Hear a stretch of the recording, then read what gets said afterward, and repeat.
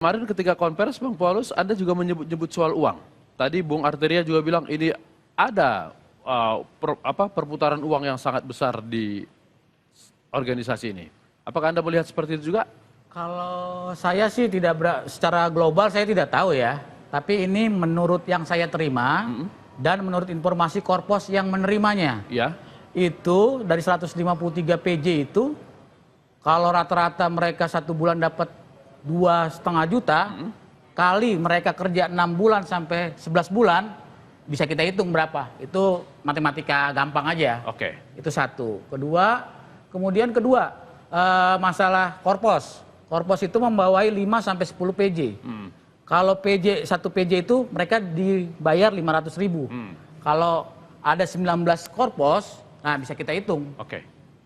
Selama 6 sampai 11 bulan sesuai kontrak yang ada. Itu kalau 153 korpos itu benar-benar aktif dan semua meminta bayaran. Menurut website yang resmi itu 153. Dan semua itu adalah korpos. Ditanyakan aja ke mereka. Pak, sekarang kita coba dulu ya. Iya. Dari rilis yang kita baca kemarin mereka berlima konvers di salah satu tempat di Cikini itu. Dari penghitungannya udah salah gitu. Ada dana cetak spanduk 100.000 dikali berapa lembar spanduk, hasilnya 200 juta hitungannya. 1 kali 1 2. Kan ngaco. Ya. Itu yang pertama. Yang kedua itu soal kita katanya nyetak koran sampai 80 juta. Semuanya sumbangan. Semuanya ada datanya gitu kan. Kita nyetak di perusahaan apa.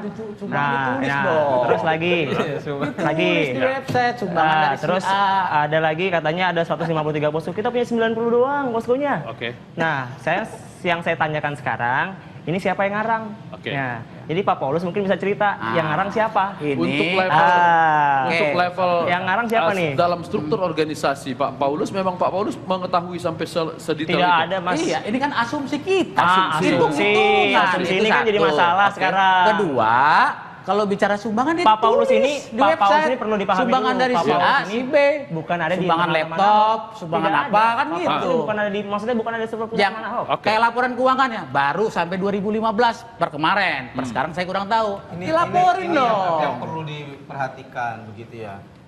Pernyataan yang berdasarkan pada asumsi kemudian dipublikasi dan diasosiasikan bahwa itu seperti fakta. Ya.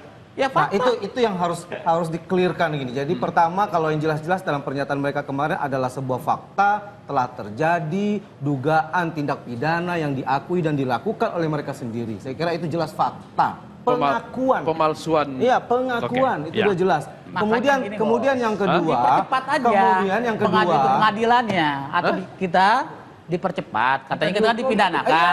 itu akan berlangsung Iya, saya kira. jangan gitu ngomong ya. di media. Yang kedua Secepatnya. itu bicara soal tadi asumsi yang dibikin Karang sendiri, ya kan dihitung, kemudian direka-reka dan disampaikan ini loh kira-kira biayanya. Mereka gitu. juga mengetahui korpos Itu yang ngajarin yang menurut kita, saya perlu Bos.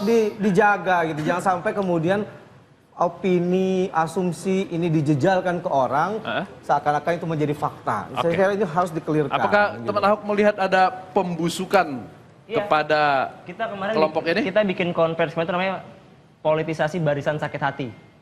Iya, kenapa kita ambil Emang judul itu? banyak? Kenapa sampai dianggap barisan?